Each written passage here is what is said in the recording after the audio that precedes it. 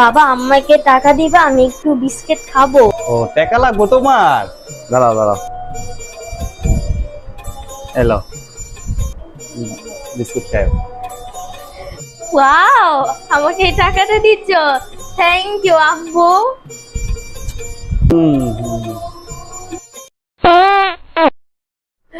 Please বাবা, please বাবা, আমার একটু টাকা দিন, আমি বিস্কিট খাবো প্লিজ। ছাড় আরামজাদা, খালি টাকা টাকা করস না, খালি টাকা টাকা না। টাকা কি গাছে ধরে বানাই না দিমু?